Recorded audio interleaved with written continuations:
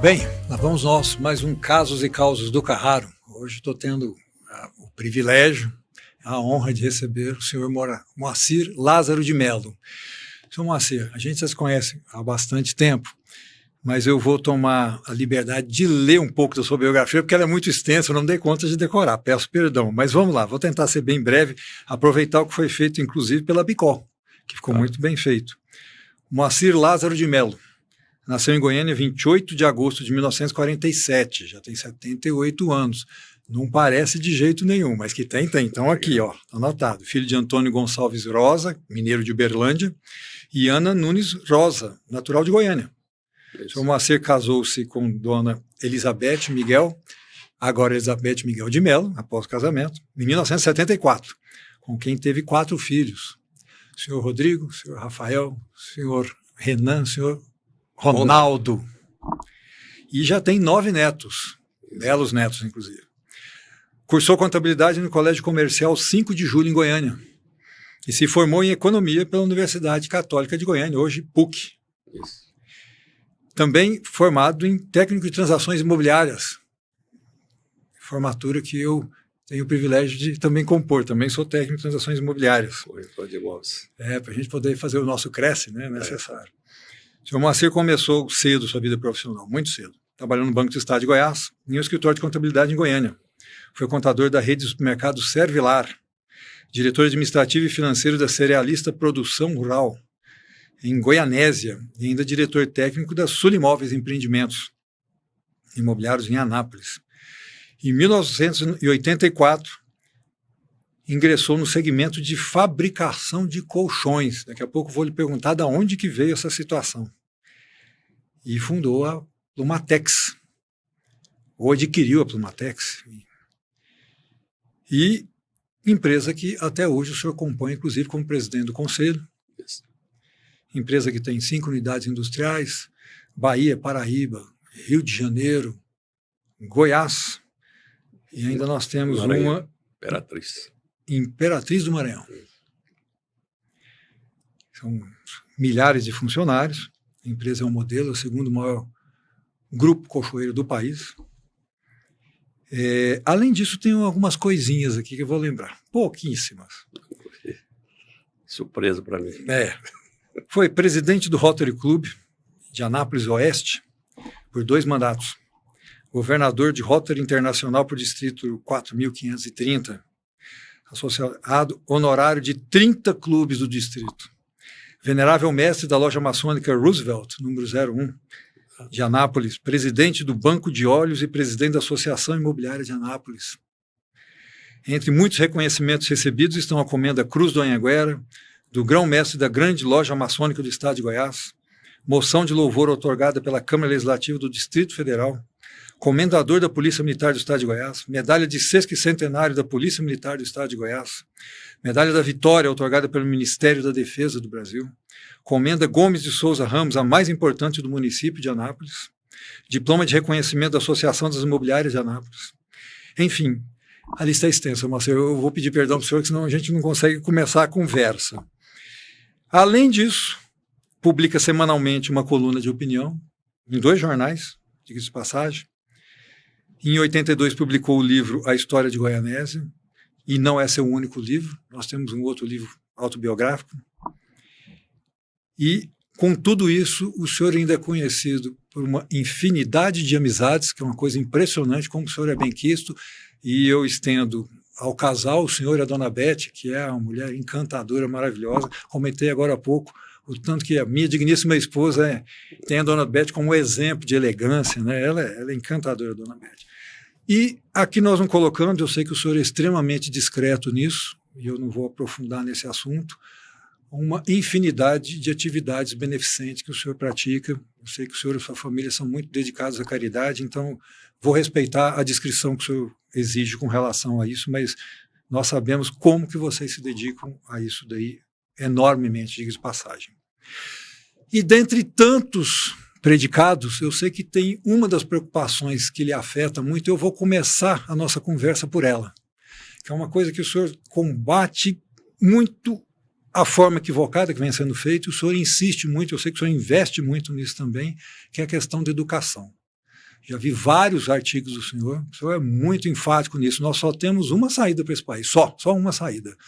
Entre tantas situações que a gente tem que resolver, mas sem educação nada vai se resolver. É o que a gente consegue extrair das palavras que o senhor escreve e publica. Senhor Moacir Lázaro de Mello, obrigado por o senhor estar aqui. Hoje é um dia muito especial para a gente, realmente é um privilégio e já vou lhe avisar, não vou aliviar, vou sugar o que eu puder, porque hoje é dia de eu tirar muito conhecimento do senhor. Eu sei que muitos causos vão aparecer para o nosso público aqui. Senhor Moacir, puxando o gancho, me diga, educação, onde que é o nosso erro e qual que é a solução? Bom, em primeiro lugar, bom dia, doutor Fábio Carrara, amigo de longas datas já. Obrigado pelo convite, me dar a honra e o prazer de estar aqui nesse momento para conversarmos, falar sobre causos. Obrigado também à equipe do estúdio, Vinícius e Rodrigo. Lembrando o Rodrigo, que eu também tenho um filho que chama Rodrigo. Porventura o primogênito. Aproveitando o primogênito. E obrigado pela apresentação aí, que foi feita aí. Talvez podia baixar um pouco menos, né? Mas vamos em frente, estamos aqui para conversar, vamos fazê-lo, né? Da melhor maneira possível. Eu, respondendo a primeira... Respondendo não, vamos conversar sobre isso. Não quero responder nada, vamos conversar. Vou botar minhas ideias sobre a educação brasileira. Eu sou economista e, como tal, eu acompanho o crescimento do país.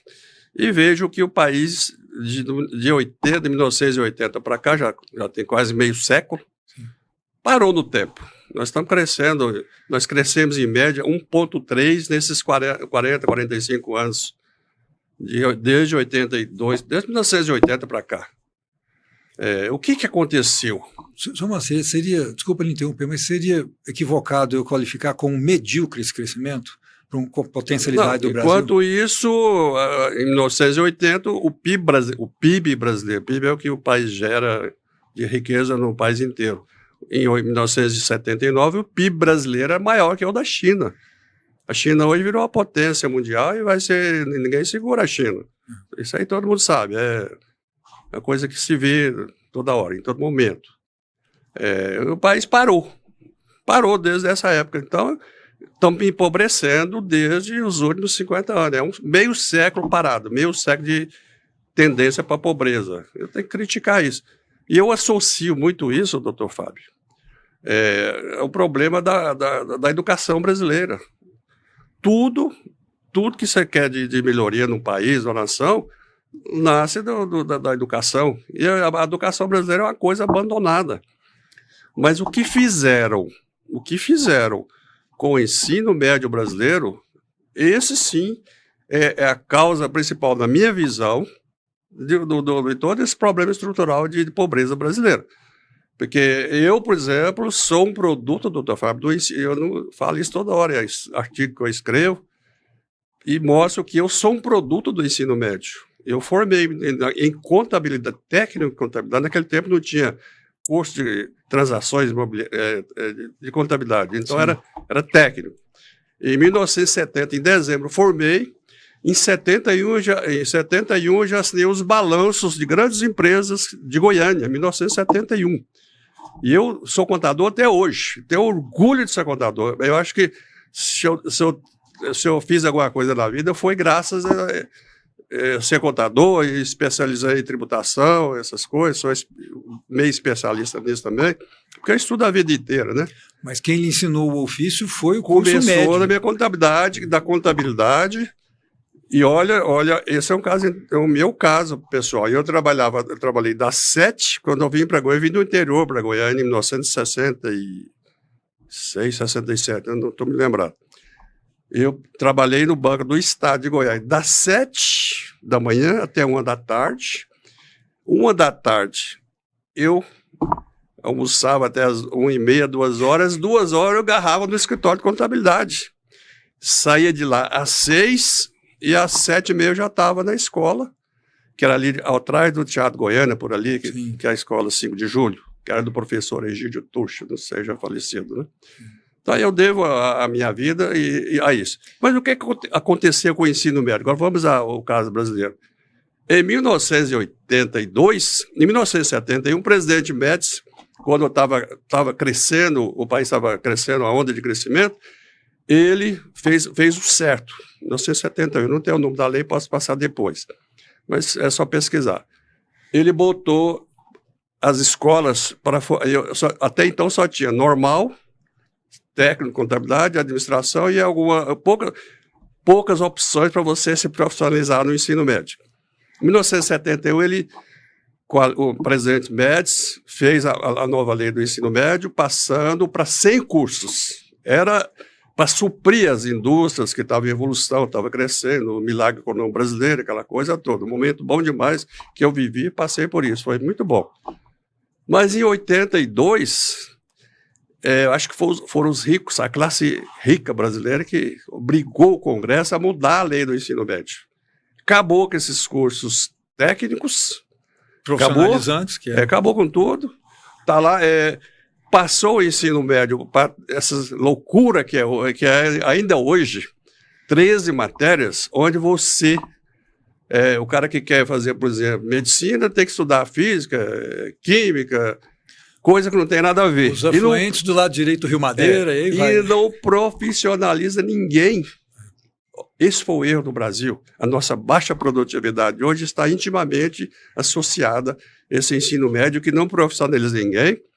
E como ele não profissionaliza, ele desmotiva a juventude. O que está acontecendo hoje no ensino médio brasileiro, com pé de meia e tudo, a evasão está grande. Em 2025, está nas estatísticas, foram 455 mil matrículas no ensino médio a menos, com pé de meia e tudo. O pé de meia não resolveu. Então, o que acontece? Enquanto isso, doutor, a Alemanha profissionaliza 70% dos jovens no ensino médio. O cara já sai ganhando dinheiro, igual foi meu exemplo que eu passei aqui. Os países da OCDE, que a gente quer associar agora, mais de 50% e os brasileiros formam 9% de profissionais no algum curso do SES, do Senai, essa coisa. Eu sou um pouco mais crítico e talvez até mais ríspido, não tenho vossa elegância, mas eu vejo o resultado prático. O modelo europeu, por exemplo, que também não foge muito ao modelo anglicano, que está nos Estados Unidos também, a escola, o período do médio, né, o highway lá que eles chamam nos Estados Unidos, ele é profissionalizante e ele já segmenta o sujeito para onde que ele quer ir com a carreira. Você despende muita energia, você despende muito tempo de uma juventude com coisa que ela não vai utilizar. Ou seja, o sujeito tem contabilidade, ele quer se dedicar a contabilidade, economia, administração. Ele vai se aprofundar em biologia para fazer um vestibular que a gente tem que fazer. Os meninos têm uma tábula rasa, ele tem que decorar todos os cromossomos, ele tem que decorar como que se reproduzem os metagamas e etc. E para quê? Ele não vai utilizar em nada, literalmente nada. É uma coisa que eu acho assim, se queima muita energia dessa juventude com muita situação que não vai resolver nada. O vestibular ele avalia quem é bom para decorar, tudo bem, é um talento, não deixa de ser um talento, mas eles não interpretam nada. A gente está tendo uma juventude, e a gente vê isso no mercado de trabalho, quando a gente recebe os jovens, eles não conseguem, eles não têm jogo de cintura, eles não conseguem fazer as coisas, eles não sabem ler um manual, eles não sabem obedecer uma ordem, mas coisas superficiais eles são ótimos. E a faculdade, o curso superior, em quase todo lugar do mundo, é elite, é necessariamente uma elite. O conceito de faculdade, desde que quando foi criada, era para ser elite.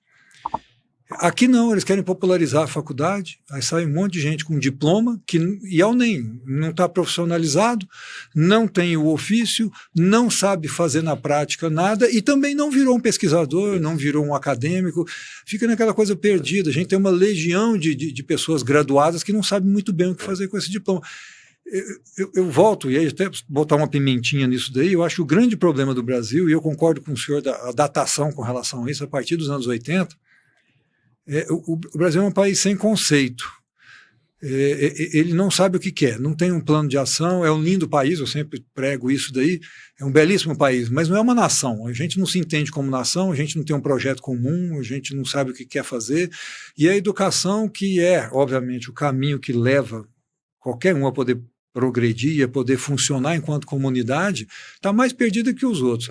Eu vejo hoje, senhor Marcelo, antes de devolver a palavra para o senhor, eu vejo a educação hoje, a rigor, em termos de estrutura social, ela serve mais para atrapalhar do que para ajudar. Eu acho que se tirasse a educação e fizesse ela domesticamente, as pessoas pudessem trazer as suas formações morais de casa e levar para a rua, eu acho que o efeito seria melhor do que a gente levar nessas colégios e faculdades que estão tendo hoje, que estão robotizando para o lado negativo. Não sei se eu estou sendo muito grave com o que eu estou falando, mas... Não, mas é isso mesmo. O que acontece? A baixa produtividade, eu sou do ramo industrial, né? E nós não conseguimos formar quadro mais de profissionais para trabalhar. E por outro lado, porque ninguém foi treinado para aqui, para fazer aquela missão. Não há um caminho a seguir. Os jovens hoje fazem o segundo grau com visão única de ir para a faculdade. Esse foi o conceito que foi criado no país, que chamou, agora recentemente, já tem uns 20 anos, chamou Universidade para Todos. Que essa universidade para... que serviu essa Universidade para Todos? Hoje, nós temos no Brasil 1.100 faculdades de medicina, tá? Quando nos Estados Unidos tem 400 ou menos um pouquinho. Se tanto. Nós temos 1.500 faculdades de direito, enquanto na França, que é o berço do direito universal, tem 100. O que aconteceu? Nós temos advogado aí, temos 4, 5 milhões de advogados formados. Não. Na OAB pode ter 2 milhões. Eu falo que formaram em direito. Ele não vai arrumar emprego, porque não tem para todo mundo. Não. Por outro lado, a medicina foi a mesma coisa. Agora, a questão de faculdade, eu estava lendo hoje ainda que acabaram de criar mais 50 faculdades no Ceará. Você já vê que loucura. Tem que exportar gente para o Ceará. Nós temos residência para 200 profissionais no Brasil. Como é que estamos formando 50 mil médicos por ano? O que vai ser dessa geração que vem aí de médico? Então, erraram no ensino técnico, podia estar todo mundo trabalhando, induzir o jovem para fazer universidade para todos, mas só que não diversificou, não acompanhou a tendência mundial, vamos falar assim. E formou nisso aí... Está aí do jeito que está. E a saída? Não é uma saída fácil sempre. Quer dizer, primeiro, a gente tem uma ocupação do entulho ideológico complicadíssimo para resolver. Esse é o problema, né? Em 2017, o Temer fez um bom trabalho. Ele consertou um pouco, ele introduziu o inglês como matéria obrigatória, já solicitou às escolas, deu liberdade para as escolas formar técnicos de acordo com as necessidades da cidade ou do município, que tem que ser assim, né? Mas a pandemia atrapalhou. Deu 5 anos para as escolas implantar. Não deu certo. Quando foi fazer o Enem em 2023, não tinha condição de fazer o Enem nem do método antigo, virou uma bagunça. Agora, em 2024, depois de bastante estudo, briga, o presidente Lula sancionou a lei em 2024, a fim de janeiro, para implantar o novo ensino médio, agora com a carga horária maior e dando opção para as pessoas escolher as matérias para profissionalizar. Só que isso é uma coisa que vai demorar 5 anos, mas se ficar só na legislação igual está até agora, não vai dar nada, e vai ficar o que está acontecendo por aí hoje. Eu não estou vendo nenhuma movimentação nesse sentido. Não tem movimentação, não falo isso, eu sempre falo, se não vestir a camisa, o governo federal, estadual e municipal, isso não sai do papel. Nós vamos ficar desse jeito. Sabe, senhor Marcelo, falando aqui em exemplos, né, em causas também, né? Alguns estados parece que acordaram antes. Santa Catarina é um exemplo. O Piauí tem pouca gente observando, mas eles estão se movimentando de uma forma muito interessante. Chegou o dinheiro da soja, né? Se movimenta bastante, muda a economia local. O próprio estado de Goiás realmente investiu muito na educação do tempo para cá. Muito baseado em cima das escolas militares que estão trazendo excelentes resultados. Ou seja, e o modelo das escolas militares, a rigor, os planos pedagógicos obedecem basicamente aquilo que era dos anos 70. Ou seja, nós estamos voltando para um ponto onde as coisas funcionavam. Exatamente. Às vezes a gente tem que perceber que eu estou no caminho errado sair e pegar de novo o caminho certo. Mas até isso aí tem ideologia misturada no meio, né? Porque já tentar bloquear essas escolas militares, muitas São vezes... Paulo, que absurdo que foi. Uma loucura. Impressionante. Infelizmente, a gente não quer falar em ideologia política aqui, mas o que está acontecendo, o que tá acontecendo não pode acontecer. Isso aí devia, esse negócio de nós contra eles contra nós e eles, isso aqui arrasa o país, uma nação. E justo tá levando nós para o buraco, o país tá acabando, vai ficar todo mundo pobre, até você vai ficar pobre. Você tá com esse paletózinho aí? Tá bonitinho. É bonitinho. Não vai durar. Mas já está ficando caro, né? Vou começar a preservá-lo aqui, porque então, é difícil comprar outro. Ideologia da educação é o fim da picada. Infelizmente, nós estamos... E nós estamos bem tremeados, né? Está bem complicado. Muito. Enquanto não acabar esse discurso nós contra eles, não vai. Não vão para frente nada, mas não vai nada, né? Não adianta. A militarização do Quando eu falo nós contra eles, não estou falando de esquerda, de direita. Todos os dois é a mesma merda. É o certo ou errado. O certo ou errado. Então é porque não pode ser assim. Nós temos que unir. Uma nação vai para frente, um povo vai para frente, quando ele une para fazer a coisa que tem que fazer, com um projeto que todo mundo apoia. Do jeito que está aí, um faz ou desfaz, e vai virando isso daí. A gente tem que ter um projeto comum. É isso. Trazendo agora de interesse nacional. Para a escala nacional. Qual modelo hoje que o senhor acha que seria mais interessante para o Brasil? Eu não vou ser covarde, eu vou dar algumas ideias aqui, porque senão vou lhe jogar na fogueira, é uma maldade. Pode jogar, eu dou um jeito aqui. Veja, o modelo do atual governo que eles querem implantar, teoricamente, é um governo mais puxado para o socialismo, o fundo social, aquela coisa toda que a gente sabe que... Aí, senhor Moacir, estou falando, o senhor sabe que além do direito, minha formação de preferência era administração, minha cabeça é de gestão. O senhor é um gestor consagrado e o senhor é um economista. Então, eu vou tentar traduzir em números, que o número é uma coisa, é um pouco mais difícil ser hipócrita com números, né? Eles são mais reais. Assim. 2 e 2 são sempre 4. Vão ser 4. E se fizer a mesma operação, você vai ter o mesmo resultado sempre. Então, trazendo essas duas premissas, nós estamos trazendo a ilusão, porque para mim eu sei que a ilusão que na verdade isso é só uma interface, o que está lá no fundo é o domínio de poder, é o dinheiro público em favor do particular, que a rigor a gente está desde as capitanias hereditárias, não nos livramos disso daí. Mas vamos dizer que economicamente o projeto que tem atual é um projeto de socialismo, é um projeto de não vou nem dizer comunismo, mas de socialismo. Que a gente sabe que até agora, se funcionou em algum lugar, esqueceram de contar, porque eu ainda não vi. A história não nos permite pensar dessa forma. Do outro lado, nós temos um projeto vamos chamar de livre mercado, não vou usar o nome de capitalismo, não, mas vamos usar de livre mercado. O livre mercado, do meu ponto de vista, só estou botando a bola em movimento para não ser covarde convosco. Eu vejo, e está até naquele livro que a gente escreveu na época da pandemia, está lá no artigo que a gente foi coautor, o Brasil está, de novo, o Brasil é o campeão em perder oportunidades. É impressionante como o cavalo passa arriado na nossa frente e a gente espanta o bicho. É assustador, assustador. E mais uma vez, com essa história de pandemia, com tudo que aconteceu, com o recado que o mundo entendeu, com essa concentração de suprimentos numa área só, estou falando geográfica, estou falando em Ásia, etc., etc., e a postura que eles tiveram quando a coisa aconteceu, que eles falaram, primeiro, né, faltou farinha, meu pirão primeiro. Foi uma coisa mais ou menos dessa forma. Vem em escala. A Austrália promulgou a primeira lei proibindo empresários e capitalistas australianos de investir na China. O Parlamento Europeu, da mesma forma, falou, chega, é aqui, temos que reindustrializar.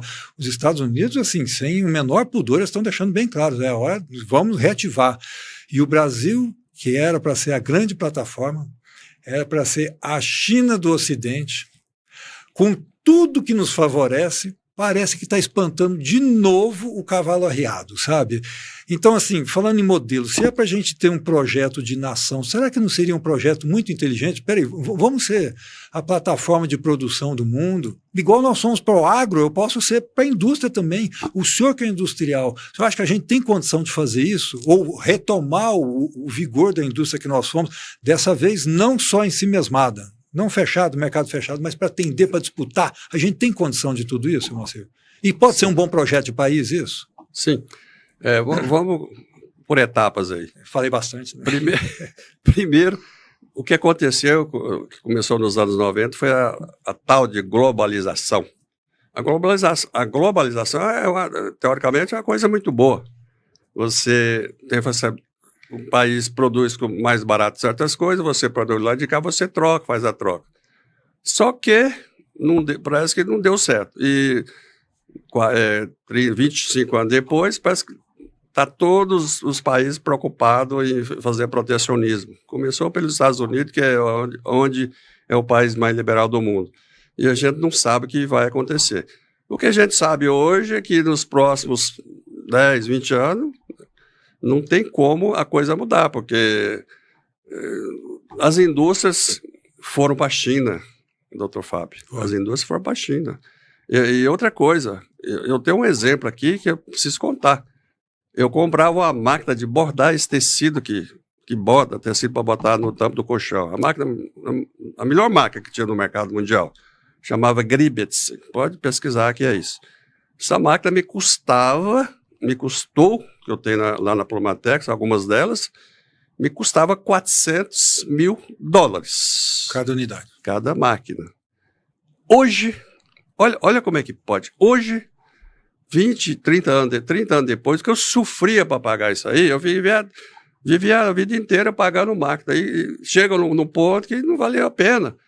Porque eu acabei de comprar uma máquina muito mais moderna que essa que eu estou falando aqui agora, que custava $400 mil, 30 anos depois, que vem da China por $45 mil. Nossa. Muito mais moderna, muito mais dinâmica, faz a peça toda, a outra lá só bordava, essa aí faz a peça, deixa pronta. Então, como é que vai voltar essa indústria para os Estados Unidos? Não vai voltar nunca. Então, alguma coisa da globalização que foi bom demais, isso é uma das coisas que eu estou falando aqui, e por isso o colchão é uma coisa que não sobe de preço, doutor Fábio. E por isso eu não ganho dinheiro também no colchão, porque não sobe de preço, porque todo mundo pode comprar. Antigamente, poucos podiam comprar uma máquina de $400 mil, né? É verdade. E hoje, uma máquina de $40 mil, $200 mil, você paga na hora, paga à vista, paga na hora, e é moderníssimo. Então, agora, como é que será, como é que eu sugeriria o sistema, no caso brasileiro, por exemplo, né? Um projeto de país. É um projeto de país. Não tem como largar de ter protecionismo, assistencialismo, isso aí não vai ter mais nunca jeito. Até porque a inteligência artificial que está chegando aí com cada vez força maior, toma os empregos mesmo. Não adianta falar que não toma, que toma. E você tem hoje pendurado no país, só do Bolsa Família, qualquer coisa como 50 milhões de pessoas, se contar os maridos, a família em si, né? É um absurdo. Mas se você somar tudo, você tem quase 100 milhões de pessoas penduradas no governo. Isso nunca existiu na vida. Então, praticamente o recurso da nação, por isso que nós temos que esse imposto. Vamos nascer com o IVA mais caro do mundo, em 28% ou até mais por cento, que é uma loucura. A nossa desindustrialização continua fortíssima. 40 anos, em 1980, ela representava 30%, agora está representando 10, 11%, a industrialização brasileira. Se você olhar o celular hoje, tem uma indústria indo para o Paraguai, tem outra indo para a Bolívia, até a Bolívia já está puxando a indústria, tem outra indo para o Uruguai, e já temos 220 indústrias brasileiras lá no Paraguai. Eu também estou estudando essa hipótese de mudar para lá, porque lá o imposto é 10%. A energia é muito mais barata. A energia é mais barata, a mão de obra mais barata, não tem burocracia. A burocracia nossa aqui é de acachapante. A burocracia brasileira, principalmente para trabalhador, é uma loucura. Fizeram a legislação CLT de 1943, quando o povo era tudo analfabeto. E eles, ao invés de cancelar isso aí, a metade estranha, vai aumentando a burocracia em cima de cada vez mais burocracia. Você contratar uma pessoa hoje, ela vira só seu na empresa no mesmo dia. Só destacar, recentemente eu estava num evento tinha os juízes do trabalho, pessoas muito boas, bem intencionadas, mas eles começaram a defender com tal força de ordem e tinha uma inclinação ideológica lá dentro, sabe? E eu olhei e falei, bem, se tem uma coisa que vocês não gostam é de fascismo, né? Odeio fascismo. Beleza, mas a CLT que é fascista você gosta? Eu falei, mas por que fascista? Eu falei, então, você precisa saber a origem das coisas. Veio inteirinho do governo fascista foi transmutada para cá. Até o sistema previdenciário nosso chama INPS à época, porque é o mesmo nome que se dá na Itália até hoje, ou seja, veio o mesmo sistema. Tudo bem, tudo tem seu momento, né, São Márcio? Mas tem que rever, eu acho que o país não é o mesmo, nós estamos amarrados por uma série de coisas. Mas não muda, o doutor Fábio. Eu tenho um caso que eu fico triste, acontece também, indústria lá. Os funcionários, eu vou contar essa história, porque aqui chama causos, né? É causos. Aqui eu vou contar esse caos, é um caos interessante. Conta pra gente. O funcionário entra, ele passa, bate o ponto, ele fica com o comprovantezinho, que é uma coisa pequena assim, comprovantezinho, amarelinho e tal. Ele entra, sai para almoçar, volta do almoço e vai embora. São quatro tiques desses que ele teria que guardar, porque é o comprovante dele. Só que ele não faz isso, ele não guarda, ninguém guarda. Então ele joga ele fora, joga no chão ali no chão.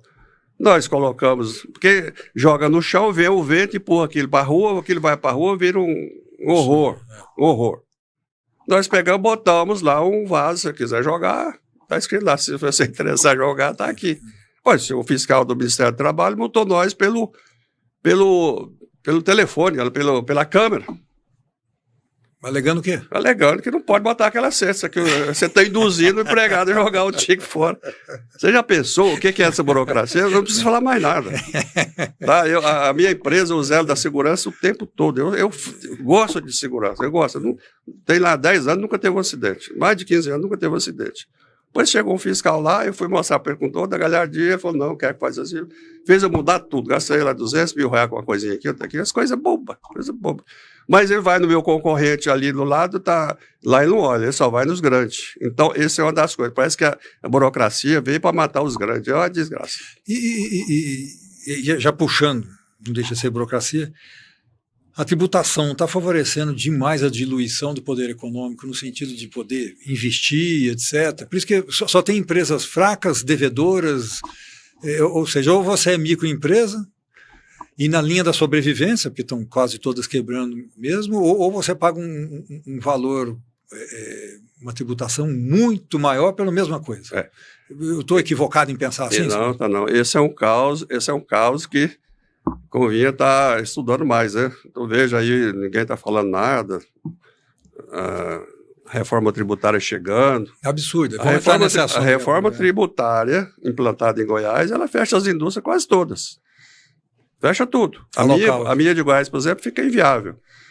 Só vai ficar viável porque a tributação é pago lá onde é que no consumo, né? Como nós não temos consumidor em Goiás, nós somos 7 milhões de habitantes. Eu trazia, por exemplo, a minha empresa, hoje o produto vem tudo de fora. Goiás não produz nada. Goiás produz soja, cana-de-açúcar, álcool, só isso. E gado, mais nada. Essa é matéria-prima que vem de fora. Olha, se você vai trazer matéria-prima de fora, o frete nosso é todo rodoviário. Nós não tivemos competência para fazer a linha de estrada de ferro. Navegação, não temos, apesar de termos os rios mais navegável do planeta, não temos navegação nenhuma, é tudo rodoviário, tudo caminhão na roda. E agora o óleo diesel, imagina esse óleo diesel de agora. Bom, lá vem. Mas isso sai do Porto, de São Paulo, qualquer lugar do país, e vem para Goiás. Depois eu vou voltar a mercadoria para São Paulo, eu vou ficar inviável. Então eu tenho que produzir lá pertinho do Porto, lá em São Paulo. De novo, Então as indústrias pequenas, médias, eu acho que vai ser extirpada se não mudar esse conceito. Essa reforma tributária... do jeito que está aí, porque ela acaba com os incentivos. Sim. Porque a industrialização goiana é fruto do incentivo fiscal que começou com o Eliseu Machado. Do Paranaíba para cima tudo, na Lei 9.489, do qual eu comecei em cima dela e estou até hoje, porque se cortar meu incentivo hoje, eu fecho amanhã. Não tem como. Não tem como. A conta não fecha. Porque chegou um ponto que todos os estados dão os incentivos. No começo foi bom, fomos inovador, teve aquela briga do STF, o senhor conhece bem, durou muito tempo, foi levando e acabou, contemporizou-se lá e deu certo. Mas todos os estados concederem. Hoje, talvez o estado de Goiás é o pior estado para conceder incentivo fiscal para a industrialização. Por isso, a minha cidade chama Anápolis, Goiás, já tem 16 anos que não vai nem uma indústria nova. Com a reforma tributária, meu amigo, eu não sei o que vai acontecer. E tá? é uma cidade de vocação Porque totalmente industrial. hoje o que eu pago, eu vou falar a unidade de Anápolis. Sim. O que a gente paga, descontando todas as coisas, o custo efetivo que você bota no custo para você vender um produto de São Paulo, Minas, qualquer lugar, é na faixa de 6% o custo de ICMS. Eu vou sair de 6 para 28, tá? 6 mais 9 de PIS, COFINS, né? Sim. Então, 15. Eu vou sair de 15 para 28. Eu vou aumentar meu custo 11%. Mas, não satisfeito com isso, eu tenho o problema do frete para lá e para cá, né? Vamos ficar inviável, infelizmente. Vai concentrar tudo agora, no Sudeste novamente. Vai concentrar. Agora, isso é um problema que os estados teriam que resolver, né? Porque não é só o Goiás, não. Os outros estados também ficam inviável. E é curioso, porque nós temos... É um problema, eu acho que é um problema, mas nesse momento poderia ter funcionado de uma forma melhor. O senhor tem um Congresso Nacional onde quem decide é Norte e Nordeste. E eles não observaram isso? É engraçado falar isso.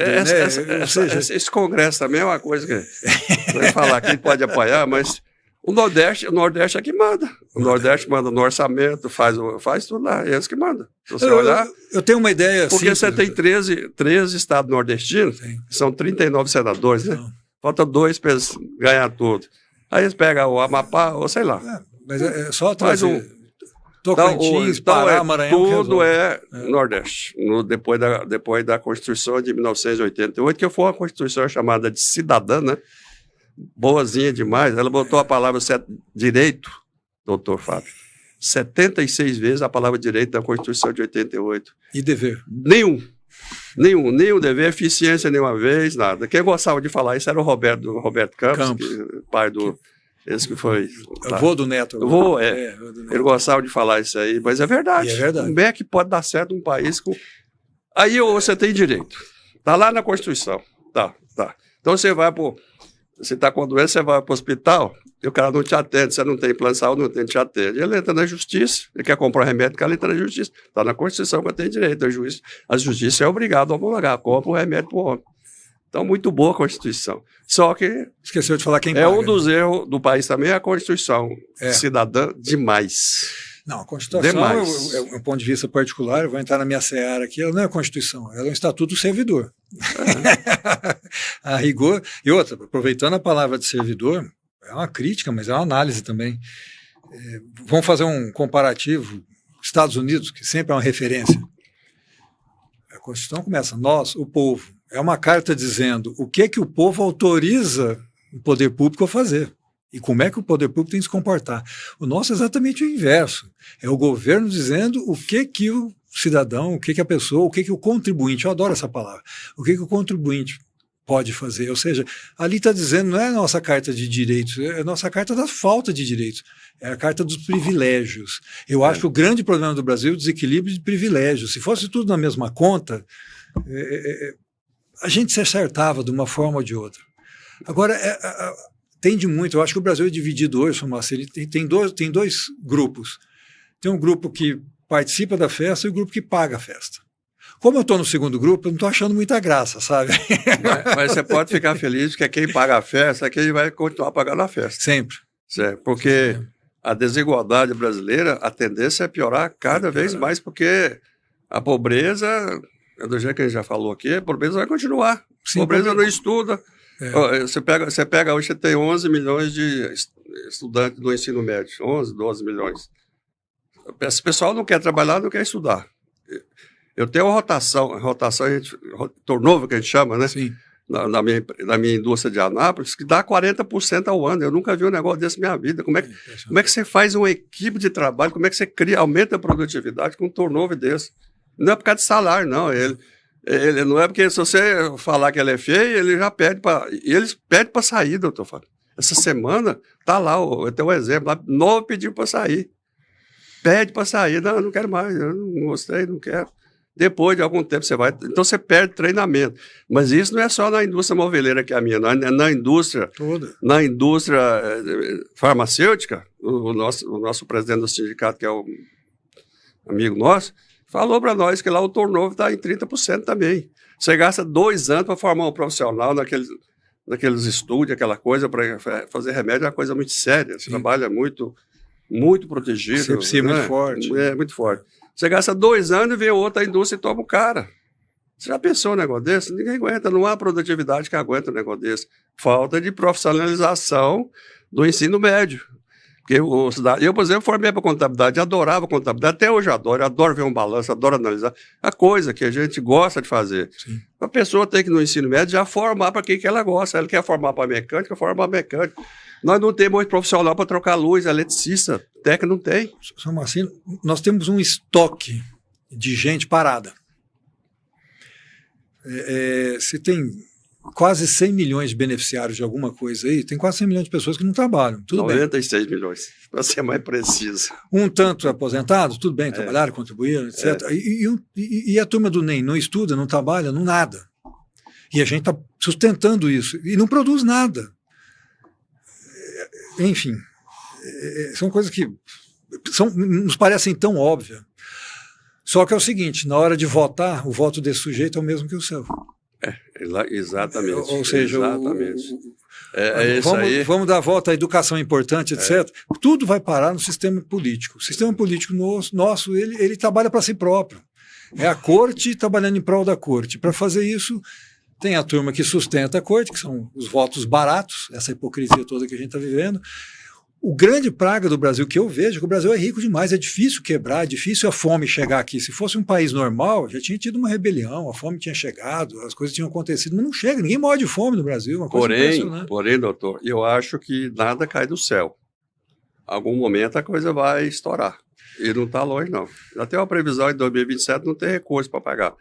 Eu me lembro muito bem que os empregados do Estado atrasavam 3 meses para pagar o funcionário público, isso não sei se ainda está na sua memória, mas na minha memória está. A Previdência Social atrasava, isso vai voltar em 2027, talvez, já estão prevendo aí, por causa do excesso de gasto, porque a conta não fecha. Gastar mais do que a vida inteira, gastar mais do que ganha, a conta não fecha. Mas é um povo catatônico, está todo mundo parado. Mas é porque... O sapo está sendo cozido e ninguém está fazendo nada. E quando fez, reprimiram violentamente... E ficou dito para não dito? Criou-se uma dependência histórica, né? Já tem a segunda geração de Bolsa Família, você sabia disso? É impressionante, né? Filho que foi criado no Bolsa Família. Está transmitindo herança, né? A minha herança é Bolsa Família, já está continuando Bolsa Família. Isso não pode. Que ponto que nós chegamos? O assistencialismo ele tem que existir mesmo. Isso vai existir o resto da vida, isso não tem jeito. Mas tinha que ser limitado. Limitado até a pessoa achar o caminho dela. Então, você tem aqui 6 meses, 1 ano. Eu vou além, eu acho que tinha que ser limitado no orçamento. Fica eterno lá, ué. Acho que tinha que ser limitado no orçamento. Vamos fazer um negócio? Essa nação, ela aguenta sustentar 10%. É 10%. Ah, mas tem 20% precisando. Então, vai ter que dividir entre os 20%. O que eu tenho, o meu recurso é isso para fazer graça. Assim, toda hora inventam alguma coisa e dá-lhe imposto. Assim, a máquina está emperrando. Vamos ser sinceros. O senhor está vendo, olha o índice de inadimplência. Chegou num ponto, assim, absurdo. 9 milhões de empresas hoje devendo, né? O meu pai, que sempre foi vendedor a vida inteira, ele brinca que tem uma piada que a crise está tão grande, que até quem nem nunca pagou não está nem comprando. A coisa está tão assustadora. Mas que está assim. Sabe? Eu acho que por trás disso aí tem um negócio interessante também, que o governo criou um tal de MEI, né? Para legalizar aqueles que trabalhavam por fora, né? E, de repente, todo mundo virou MEI. Hoje nós já temos 17 milhões de MEIs no Brasil. 17 milhões. 2 Suíça e meia, 1 Portugal e meio de MEIs. O que esse MEI faz? O que fazia antes? Só mudou o nome. Agora, mas eles estão quebrados? Sobrevivem, porque a família tem um Bolsa Família, então é um jeito de aumentar a renda. Ou seja, o que ele contribui é muito menos do que ele... Se você olhar essa inadimplência, porque eles não têm noção de empreendedorismo, não têm noção de nada. Não tem noção, não adianta falar que não tem. Simplesmente eu vou pagar. É isso que acontece comigo lá. Falei, eu sem nota, eu não pago, não tem como tirar dinheiro depois sem nota.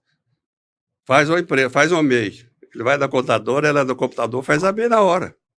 24 horas, está pronto no MEI, está dando nota fiscal. Sai rodando. Isso é MEI. O cara não tem noção de empreender, não sabe que ele tem que pagar ali R$75 por mês o resto da vida, porque isso não é a aposentadoria dele, que ele vai aposentar também com um salário mínimo.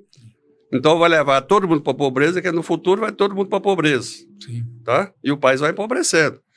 escrevi um artigo que vai rodar essa semana.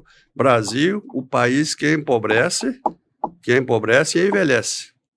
Pois é. Tem um problema sério que já está previsto no ano 2050, nós teremos 70 milhões de idosos.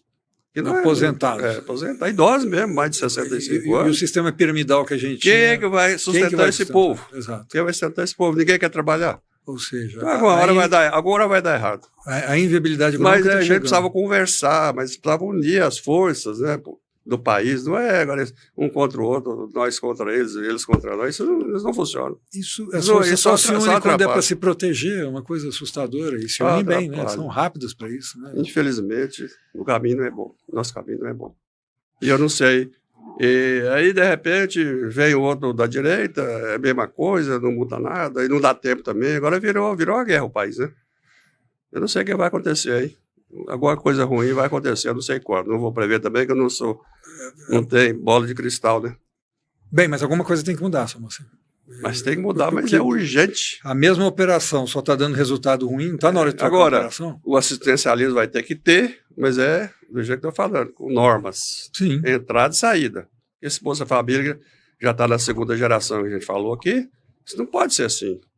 Aí quando você fala em Bolsa Família, tem o seguro-desemprego, que tem 8 milhões pendurados sempre. Pode olhar aí, agora tem 8 milhões pendurados de seguro-desemprego. Você tem 1 milhão de pescador, né? Você tem agora o tal de BPC, que está gastando mais de 100 bilhão, fala bilhão, né? Então dá 96 milhões de pessoas penduradas.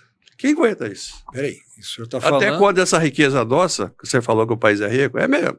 Mas a riqueza nossa é produzir soja, só sabemos fazer commodities. Soja, milho, sim, carne, isso é commodity. O mundo inteiro sabe fazer isso. E que dá 15% do PIB também, não é muito mais do que isso. A agricultura está carregando nas costas, mas a troco de 15% do PIB. Mas já está tudo inviabilizando, porque você vê que a soja, que já rodou por R$180 a saca de 5 anos atrás, hoje está a 100, 110. Então, você já vê o pedido de concordato, não é concordato, hoje é recuperação judicial.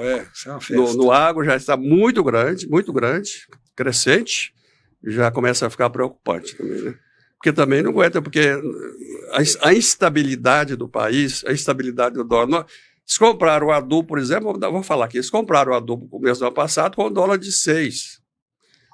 Chegou a 6,28, eu lembro. Não sei que dia. Chegou. Comprado. Agora vai vender a soja, o dólar está a 5,10. O cara não dá conta de pagar, ué. Um ano depois, vender 20% mais barato. Não, calma, tem uma guerra acontecendo lá no Irã. Mas aí a fertilizante vai ficar uma beleza agora. Aí vai aumentar o frete de botar no porto a mercadoria, porque o nosso transporte, já falamos aqui, praticamente todo rodoviário. Está aumentando agora o frete. Vai acabar de quebrar os produtores. O que vem por aí não é alegria, não é tristeza. Vai subir o fertilizante, vai subir o frete, vai subir mas todos. Mas essa guerra vai acabar logo. Vai, mas tem os efeitos dela, né? Enfim, tudo é oportunidade para o pessoal. Chegou aí na bomba, já comprei óleo diesel de R$8. Né? Tá vendo? E é rápido, né, Thomas? É rápido demais. Da noite pro dia, né? E senhor vê, a gente fala tudo isso no Brasil, que não falta óleo para a gente. Bom, né? Então o regime que eu sugiro, eu não terminei essa fala até agora, ele chama humanismo.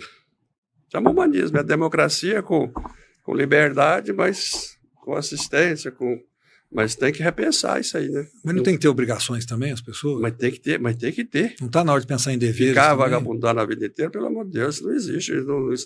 A coisa não cai do céu.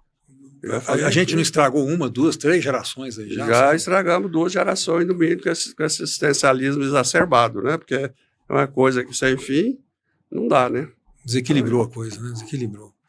E dentro disso, Marcelo, falando em humanismo, a gente cai para o lado, que o senhor sempre participou muito, da questão social. Uhum. Mas o senhor viu que a questão social, quando tem algum problema, ela tem origem. Geralmente a desagregação, geralmente a falta de orientação, geralmente a falta de um norte para as pessoas, né? Elas acabam fazendo muita bobagem, acabam se perdendo com tudo isso. A educação é importante, a educação formal é importante.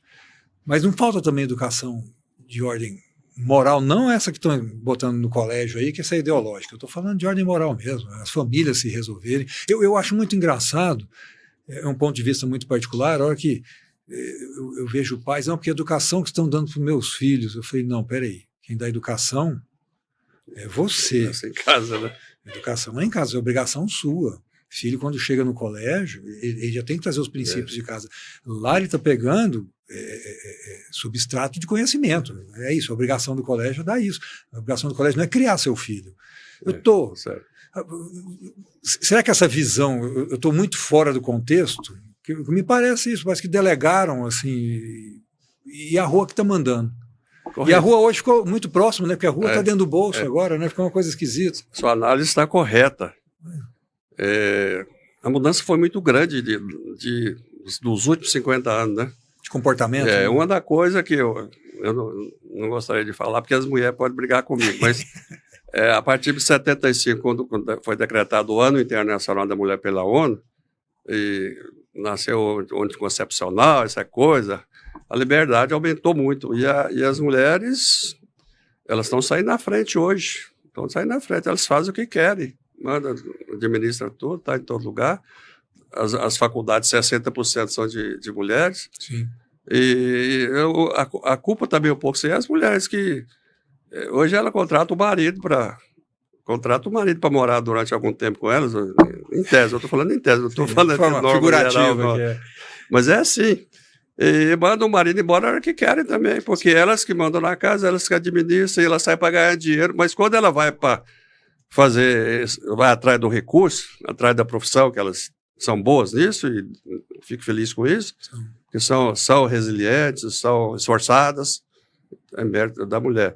Mas ela acaba deixando o filho, que é a empregada doméstica, com a babá, e vai perdendo o vínculo afetivo. Perde, não tem jeito que perde. Isso aí não adianta negar que perde. E vai desestruturando a família tradicional, aquela família nuclear, pai, mãe, filho, igual foi criado, eu acho que você também, o senhor também. E isso é o núcleo principal da sociedade. Se esse núcleo se rompe, fica difícil e vai complicando. Mas isso é uma tendência mundial, não é só coisa nossa aqui no Brasil, é coisa mundial, né? Agora, temos que rever esses conceitos preliminares e também ir para frente com novos conceitos. Como é que vai ficar isso? É uma lei da física, né? Para toda ação corresponde uma reação, geralmente igual força, sentido contrário, né? Eu já percebo, não estou falando... Veja, eu não quero polemizar. Quando você fala em conservadorismo, as pessoas, que horror o conservador. Não, eu estou falando a questão de conservadorismo, não de comportamentos tradicionais ultrapassados. Eu estou falando de conservar o que interessa. Podem até colocar a gente nas latinhas lá na Marquês de Sapucaí, mas eu estou falando de conservar o que interessa, conservar o núcleo familiar. Sim. O núcleo familiar hoje, tudo bem, eu entendo que mudou muito, realmente da autonomia que as mulheres passaram a ter com tudo isso. Todo brinquedo novo a gente tende a exagerar. Exagera. De repente pode voltar depois. Né? Eu acho que as próprias mulheres estão sentindo falta disso. A gente vê até o comentário, nós estamos no mundo da internet, agora tudo é memes, né? Tudo é brincadeira. Porque... As próprias mulheres, elas já estão reclamando, mas cadê o homem? Porque a família... Porque feminilizaram os homens, né? Os homens ficou uma coisa... O homem agora é frágil, né? A gente não foi criado assim, né? O homem era para ser homem, faz o que tem que fazer. Agora só, o homem pode chorar. Claro, pode chorar, mas chora escondido, rapaz, não seja moleque, né? Então, assim, o homem e a mulher, ela assumiu essa posição também de tomar decisões, de enfrentar desafios. Acho ótimo, acho que a capacidade é infinita e é equilibrada para os dois. Mas... eu entendo também que talvez ela tenha esquecido um pouco que tem as obrigações familiares e, no meu ponto de vista, em qualquer lugar. Nós tivemos recentemente em países árabes lá, a mulher não tem valor nenhum, mas dentro da casa, seu Moacir, e para eles é pior ainda, porque não é uma só, são várias, né? Então são várias mandando, coitado do homem. Na casa, eu acho que qualquer lugar do planeta, vai na Coreia, vai na Mongólia, vai numa tribo africana, o homem tem o seu papel e a mulher tem o seu papel. Eu brinco que filho é filho de mãe. O filho é criado por mãe. Se ela faltar, o pai vai fazer o papel dela. Você vai virar mãe, certo? Mas, naturalmente, a educação que vem, os princípios vêm da mãe. Nada contra a mãe trabalhar. Eu tenho o privilégio de trabalho, o senhor conhece algumas Sim. colegas minhas de trabalho que são maravilhosas e criam família maravilhosa mesmo, os meninos organizados, elas não fugiram do seu papel doméstico, elas entenderam, só que elas acumularam funções, né? Não deixaram de ser mães, não deixaram de ser esposas e ainda viraram profissionais. São realmente muito valorosas, né? Muito corajosas em fazer isso. Dá para fazer tudo isso. Mas algum espaço foi roubado pela vaidade, por uma série de outras desatenções que está tendo aí, que eu acho que o resultado está vindo. E quando acontece isso daí, o que aconteceu, já está acontecendo, eu acho que não é privilégio brasileiro, privilégio é do mundo inteiro, você desestrutura a família, que é o lugar mais importante numa sociedade, é o núcleo familiar. Família é o lugar de ser, inclusive já escrevi vários artigos falando, a família é o lugar de você ser feliz. Nada melhor do que você estar. Agora, quando eu falo família também, não é, até para não me posicionar contra, que é o outro lado da coisa, não é só a família nuclear, pai, mãe e filho. Não, família é onde é que cria intimidade, é um núcleo de intimidade, pode ser não quer LGBT, isso não tem importância, aceita a família toda, desde que tenha intimidade e conviva com essa intimidade e aproveita essa intimidade para levar para frente as coisas. Sim. Porque a coisa solta é o que está acontecendo, não acontece. Eu tenho a impressão que talvez grande parte desses jovens que estão aí perdidão, não vou falar perdidão, assim, meio sem saber qual caminho tomar. Perderam a referência, né? Perderam a referência. E ninguém sabe, doutor, o que falar. Eu pertenço ao Rotary. Eu tenho tempo aí para falar. Tem, né? Eu pertenço ao Rotary. O Rotary a gente faz um trabalho em escolas. A gente foi lá numa escola, foi na escola Donana, lá em Anápolis. Juntamos alunos do ensino médio. Sim. Do ensino médio. Nós levamos profissionais, que o Rotary é feito de profissionais de áreas diferentes, advogado, contador, tal, médico. Fomos lá para dar testemunho de cada profissão para mostrar para aquele jovem o caminho que eles queriam. O grau de interesse foi muito grande, que pediram para vocês votem, pelo amor de Deus, vem fazer isso aqui toda hora. E eu tenho contatos aqui, desde que eu fui lá, foi só uma vez, dei meu telefone para alguns jovens lá, eles ficam em contato comigo o tempo todo, pedindo uma coisa, outra, pedindo não, solicitando parceria. Mas a gente percebe lá que eles estão perdidos.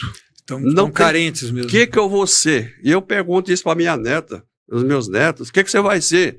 Está na hora de decidir o vestibular, ele não sei. Você já pensou num negócio desse? Eu não sei. Para onde vai? Para onde vai a coisa? Então ele vai fazer uma coisa, aí de repente ele presta lá um vestibular, 2, 3, ele acaba passando num que ele não queria. Ele acaba enfiando aquilo, perde o tempo e não vai dar certo. Porque na vida você tem que ter amor nas coisas. Isso é básico, é preliminar. Você tem que fazer aquilo que você gosta. Se você gosta de ser advogado igual você, tem o privilégio de cada vez estar aperfeiçoando, igual você, que o senhor é assim, é porque o senhor gosta da profissão. Porque se o senhor não gostasse, nós temos 4 milhões de advogados aí, bacharéis em direito nesse país. Tem 1,5 milhão na OAB registrado, né? Tinha uma época que tinha 2 milhões já. Não, mas... E eu acho que chegou no pico, vai começar, por aquilo que a gente falou agora há pouco, só abrir um parênteses. Na advocacia está passando o que a contabilidade passou nos anos 70, 80, que veio a automatização, o senhor lembra? Eram muitos escritórios, era na mão, aí começou a ser mecânicos. Aqueles que perceberam, acordaram, fizeram volume maior, massa, se destacaram. Os outros que não acordaram acabaram encerrando. Então, acho que a advocacia, até por causa da inteligência artificial, está chegando num pico. Se hoje tem 1,5 milhão de advogados, eu creio que em 15 anos nós não vamos ter 600 nem 700 mil aqui, vai diminuir bastante.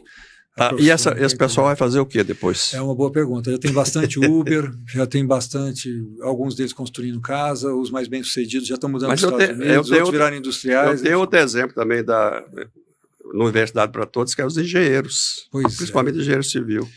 Para que o engenheiro civil? Um engenheiro assina os projetos do Brasil inteiro, que está tudo no computador, tudo calculado. Eu tenho engenheiro trabalhando comigo lá, carregando caminhão de colchão. É impressionante, né? Tá ganhando lá 4 mil reais. E não que o país não estivesse precisando, né? Como que precisa, né? Excesso, formação errada. Devia ter formado ele para fazer aquilo que ele está fazendo hoje, que é talvez uma coisa que ele gosta. Mas isso teria que ser no ensino médio. Sim. Não é formar o cara para depois ele Fala, mas joguei meus 5, 6 anos fora de universidade. Que coisa mais idiota, mais triste. Infelizmente, eu fico triste com a educação brasileira. E volta a gente falou, universidade nem profissionalizante não é. Não serve para nada. O ensino médio, o cara, eu já falei, o ensino médio de hoje, com 13 matérias, o cara terminou aquilo ali, não serve para nada. Serve para nada. Não sabe o que fazer com aquilo. Nada. É verdade. Tá? Qualquer lugar que ele for, ele tem que reaprender tudo de novo. É por isso que o país não tem produtividade. Enquanto não mudar isso aí, vai demorar uma geração para mudar. A produtividade nossa vai ficar baixa e nós estamos empobrecendo. E vai empobrecer, e vai envelhecer. E estamos envelhecendo e empobrecendo. Essa é a nação brasileira. Agora eu vou puxar isso aqui para o outro lado. Vamos lá. O do investidor. Olha como é que mudou a conversa. Vamos botar 3 hipóteses. Eu sou funcionário de uma empresa, minha mulher é funcionária de uma empresa, nós temos 2 filhos. Que futuro que eu posso estimular esses meninos a fazer? Essa é uma hipótese. Segunda hipótese, eu sou um profissional liberal, já estou no mercado há muito tempo, sou um dentista, sou um médico, muita concorrência está vindo, eu estou naquele caminho, eu tenho idade para trabalhar mais um tanto, mas se eu juntar alguma coisinha eu já aposento, o que eu faço? E terceiro, eu sou um sujeito já consegui acumular um capital, ou sou um industrial, ou sou um comerciante bem-sucedido, mas com todos esses desafios que estão aqui, eu tenho até algum potencial de capital. O que eu faço isso? Eu vou investir em terra, vou investir em terra rural, eu vou mandar para o exterior. Olha, agora é uma maldade. Eu estou falando com o senhor Moacir, que convive com todos esses ambientes, o senhor vive tudo isso, o senhor tem a cabeça econômica, eu sei que o senhor queima muita pestana, o senhor pensa muito, o senhor estuda muito. Que conselhos o senhor Moacir tem para esse pessoal, para essas 3 situações aqui? Nossa, agora foi maldoso, né? Pode falar. Meu Deus do depois, céu. Me xinga depois, Meu agora está gravando, céu. Segura firme aí. Se a gente tivesse bola de cristal, o que vai virar esse planeta, esse mundo, né? Depois que nós estamos, as mudanças que nós estamos tendo. Mas não vai acabar tão cedo, né? Principalmente da inteligência artificial, que está começando só. E está muito desajustado. Eu acho que a pessoa tem que estar preparada para tudo. Tem que estar preparado. E mais uma vez, eu vou dizer, o ensino médio não prepara para nada. Ponto. Não prepara para nada. E teria que mudar. E preparar para... Se você for conversar com pessoas do mercado hoje, várias tendências, vão dizer que não, vamos para TI, técnica, informática, tudo vinculado à informática, inteligência, essa coisa. Só que daqui um pouquinho, se todo mundo pensar assim, daqui um pouquinho vai igual está sobrando médico, igual está sobrando advogado, está sobrando engenheiro. É verdade. Então, cada pessoa tem que procurar a coisa que é mais possível. Uma coisa que está terrivelmente preocupante, doutor, é que o Brasil inteiro, nesse momento, está fechando as lojas. A pessoa que tinha uma loja, uma família, núcleo familiar, que a mãe e o pai cuidavam, o filho, uma coisa, estão fechando, porque não dá conta de sobreviver. Nem de competir com a internet. É competir com a internet. E nem de pagar tanto imposto também. Né? Lá na minha cidade, no centro da minha cidade, nós fizemos uma pesquisa, foi feita uma pesquisa recente, 180 pontos comerciais no centro da cidade. Mas se somar as periferias, vai dar mais de 500 pontos. Lojas de prédio, essa loja foi feita para escritório, tem mais de 5 mil em Anápolis. Em Goiânia é a capital, ainda vende, mas o mercado está saturado. Então, é a preocupação muito grande. O que esse povo vai fazer? Esse povo vai fazer? Uma piadazinha. Quem é que tem bola de cristal? Eu estou aproveitando o carnaval que teve recentemente, a bagunça que fizeram lá, aí estão chamando esse governo Latinha. Pois é. Lá tinha uma empresa, lá tinha uma loja, lá tinha uma indústria. No mínimo. Tem mais. Eu acho que, no mínimo, o governo precisava atentar para isso, né? Mas como? Só está subindo imposto e está gastando feito louco? Isso, o que está invadindo? Como se não houvesse amanhã, O que aconteceu?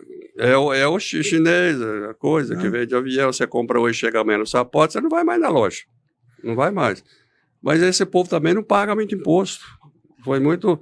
Enquanto a burocracia está no cara que bota a lojinha, que vai o bombeiro cobrar taxa, o bombeiro, vai outro, vai uma burocracia muito grande, aqui você não gasta nada. Mas o governo já devia estar atento para isso, mas não se toca nesse assunto no Brasil. Então, o que vem por aí é cada vez mais preocupante. O que esse povo vai fazer? Se eu não posso falar o que esse povo dessas 170 lojas que tinha, são 170 empresários, né? Chamado 250. Sim. São 250 empresários que, de repente, não fechou seu negócio e vou ver de que agora. Pois é. Tá? O dinheirinho dele, ele tinha um dinheirinho, botou lá no banco, tá rendendo 15% ao ano, que é um juro que impraticável no comércio, né? Mas esse dinheiro pode acabar a qualquer hora. E vai acabar. E vai acabar. Porque um país que deve mais de 80% do PIB, que é o Brasil, paga 1 trilhão de juros por ano para esse povo. Essa fonte vai secar uma hora. Vai secar. Então, o que vem é preocupante. E o que vem amanhã? Pior. Hoje está bom demais. O que vem por aí, pela frente, é pior. Eu não sei, não tenho fórmula mágica para isso aí, tá? Se soubesse, eu já tinha falado meus netos. Ó, sei. Agora, eu tenho uma neta formando em medicina, ela vai sobreviver. O médico, ele sempre sabe sobreviver, ele sempre sendo médico aqui, ali, lá. Embora já tenha médico esparramado. Nós temos um médico para cada 500 pessoas no Brasil hoje, ou 1.000 pessoas, coisa de louco, é muita coisa. Tem um que está estudando, aí sim, na INSPER, Administração de Empresas. Esse é o negócio que eu recomendaria. Mas quantas pessoas podem estudar na INSPER ou na Fundação Getúlio Vargas? Eu tenho 2 netos lá na Fundação e na INSPER. Eu tenho uma filha na INSPER, eles estão no caminho, mas só que gasta 20 mil reais por mês o pai dessas crianças. E como é que o pobre vai acompanhar isso? Nunca. Não. Então a desigualdade brasileira vai ampliar. Vai, não vai? Vai ampliar. Não vão ficar tudo pobre. Esses 17 milhões de microempreendedores, talvez já está quase em 20 milhões hoje, vão aposentar com salário mínimo, tá? E vão viver com salário mínimo. É isso. É um país de pobre mesmo. Puxando um assunto que a gente falou agora há pouco, a própria reforma tributária, do jeito que veio, a gente está estudando muito, o senhor tá, eu também estou bastante, ela não favorece muito esse distanciamento entre o rico e o pobre, mais ainda? A reforma tributária, ela era uma necessidade, né? Sim, mas tinha que ter uma que prestasse, né? Por causa do recesso de leis que o país tinha, né? Tinha 300 milhões de leis para você estudar. Você é advogado, você sabe disso. Quando você pega um caso, você vai estudar, você fica louco. Então, a ideia era sintetizar, e essa ideia é muito boa, precisava fazer isso mesmo, tem que fazer. Só que as regulamentações que estão vindo no contexto da lei, da Lei 214, as regulamentações que saiu aí, né, tendo um da lei agora, é coisa de louco, está burocratizando tudo de novo.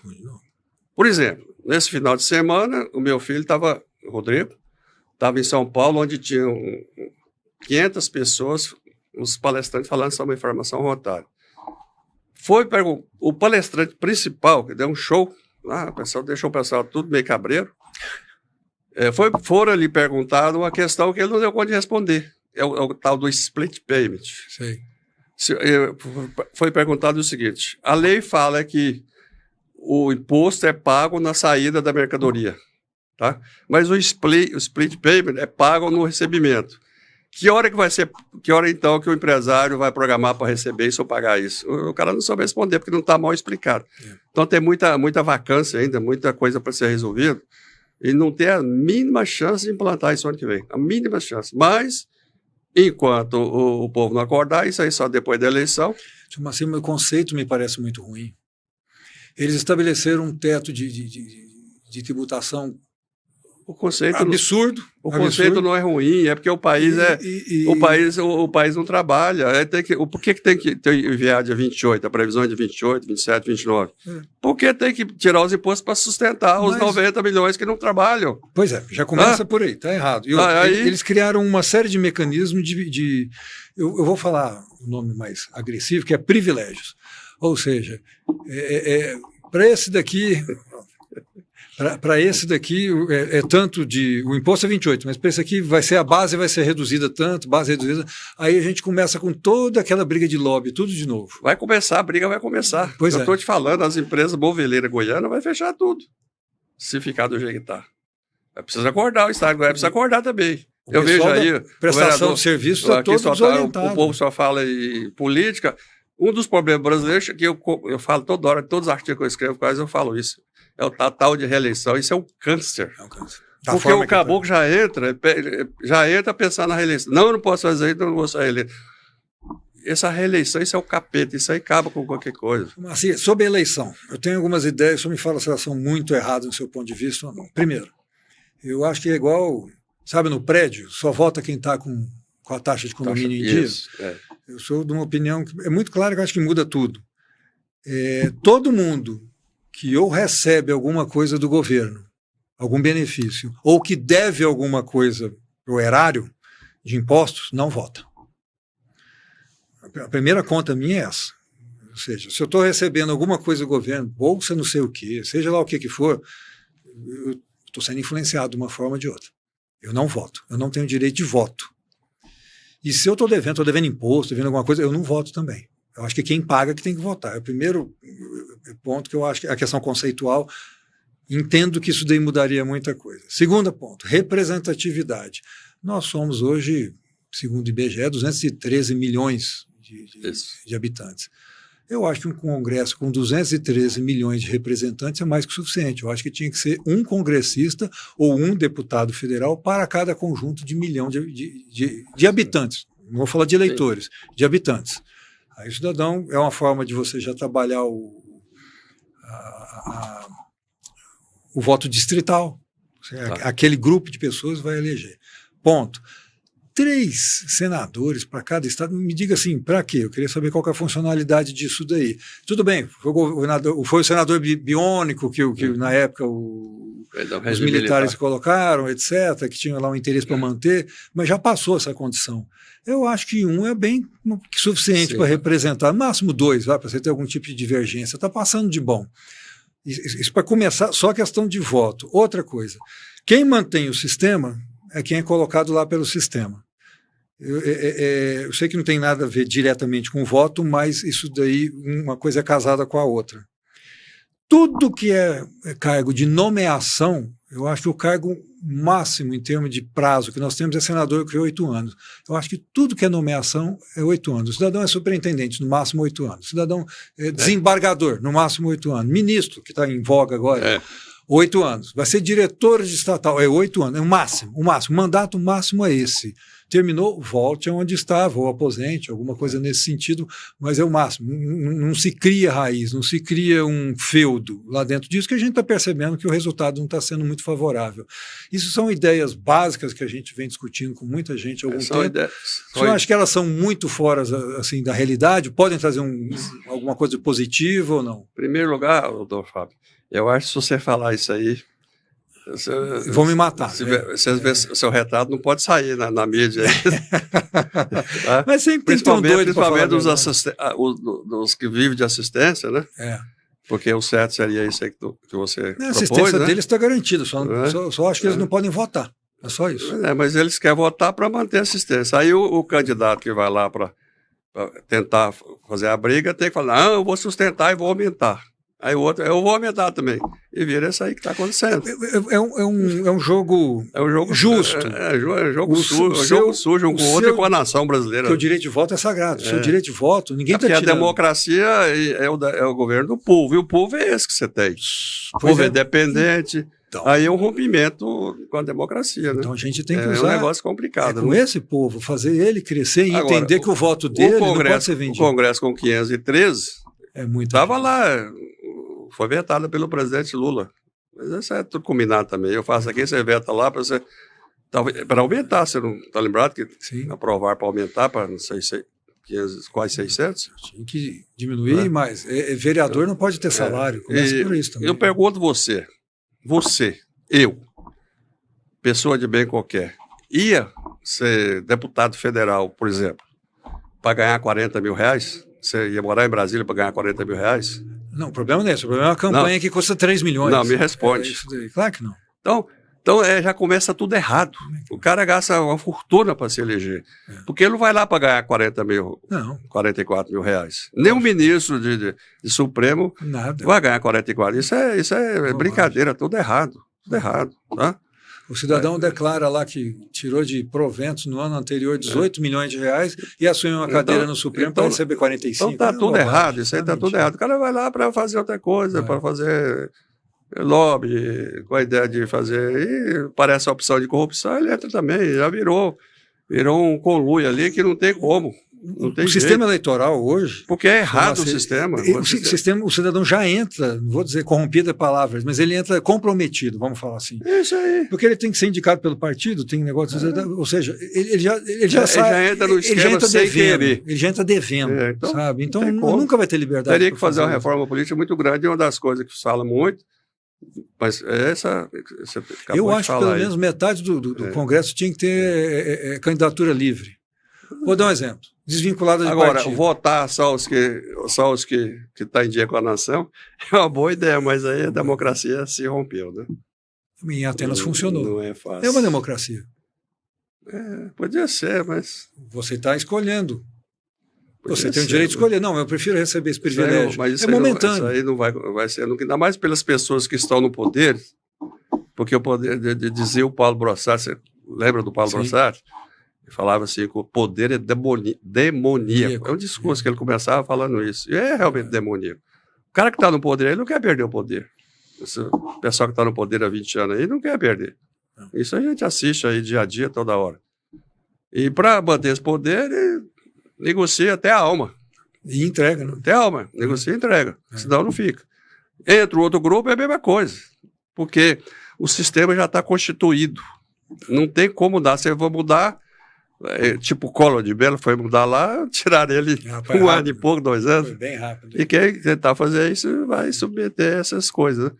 É uma coisa que foi criado, difícil de sair, imbróglio, muito complicado e muito difícil. Eu confesso, Marcelo, eu vou falar pra ultimamente, toda vez que fala, o fulano tal é doido, eu já começo a olhar com certo carinho, sabe? Tá na hora de botar eu tenho amor por esse país, eu sou patriota, eu entendo que a pessoa tem que ter patriotismo, porque uma nação sem patriotismo não sobra nada, sem identidade não sobra nada, sobra o território, é o que está acontecendo com a gente.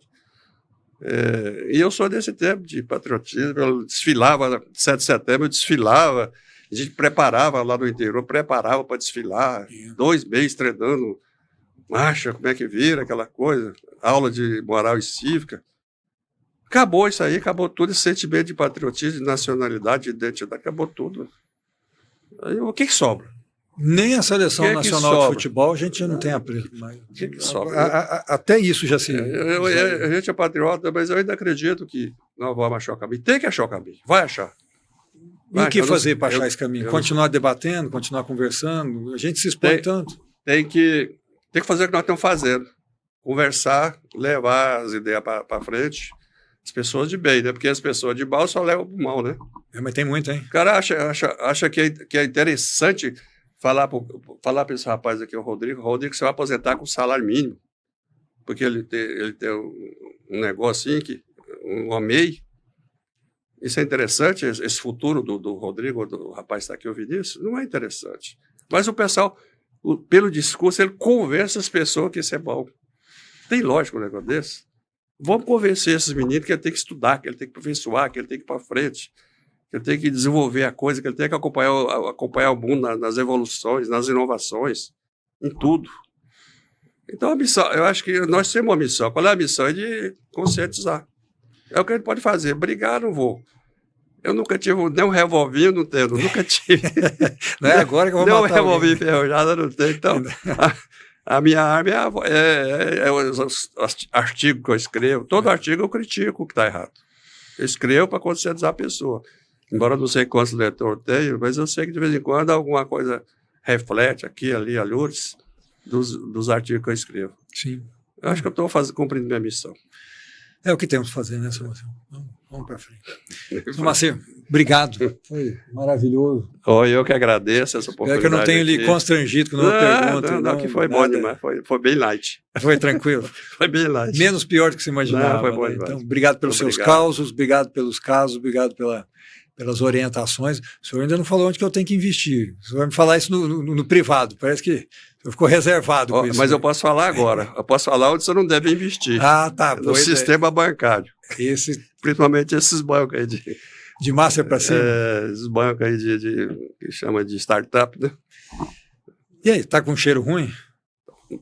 Muito ruim. Coisa ruim por aí, não é bom não. Mas vamos em frente. Vamos torcer para o país, somos patriotas, eu sou patriota. Adoro esse país, adoro a nação brasileira. Muito obrigado pelo convite de estar aqui. E seja feliz, continue com essa missão. Bom? Obrigado, São Marcelo. Obrigado. Vamos nessa. Até logo. Obrigado, queridos. Fechou? Fechou. Nem dormiu, ela.